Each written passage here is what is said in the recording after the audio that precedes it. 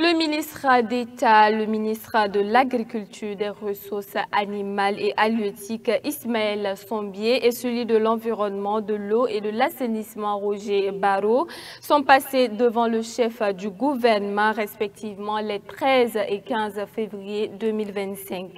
C'était dans le cadre de l'évaluation annuelle des contrats d'objectifs assignés à chaque département ministériel. Il s'est agi donc pour Ismaël Sombier et Roger Barreau de présenter les réalisations de leur département en 2024 et de recevoir les orientations pour 2025.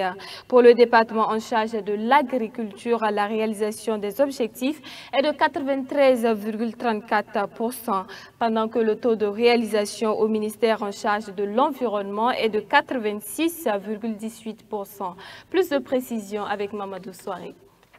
Le ministre d'État, ministre de l'Agriculture, des Ressources animales et halieutiques, Ismaël Sombier, présente les résultats engrangés par son département durant l'année 2024 au Premier ministre Rimtalba Jean-Emmanuel Ouédraogo.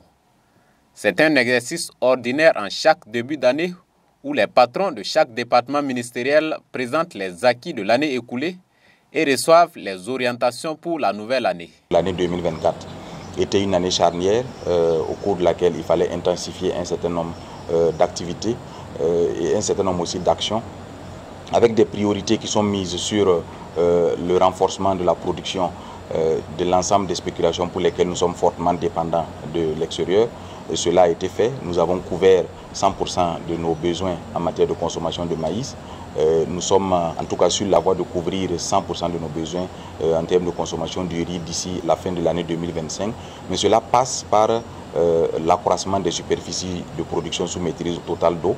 Ismaël Sombier a également rendu compte sur le volet ressources animales et halieutiques, notamment les initiatives prises pour la géolocalisation du cheptel, pour sa reconstitution au profit des populations qui ont été affectées par la crise sécuritaire, autant d'actions et d'initiatives qui ont permis au département en charge de l'agriculture d'atteindre un taux de mise en œuvre de son contrat d'objectif de 93,34%, malgré quelques difficultés rencontrées. Notamment le renouvellement des vergers de manguiers, pour lesquels il y a eu quand même des difficultés pour l'acquisition des plants de mangue, pour mettre à la disposition des propriétaires de ces vergers-là, mais également les actions qui devaient être menées dans le sens de l'aménagement des périmètres pour la production fourragère, avec des difficultés que nous avons eues sur la zone pastorale de Doubégué-Thierbo, où l'attribution des fermés et des fermettes a fait l'objet de contestations et le processus a dû être repris.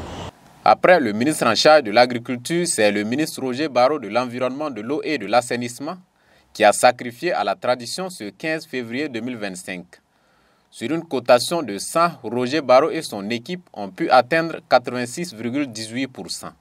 Par exemple, en matière d'eau potable, nous avons pu permettre à près de 680 000 personnes d'avoir accès à l'eau potable en milieu rural et en milieu urbain.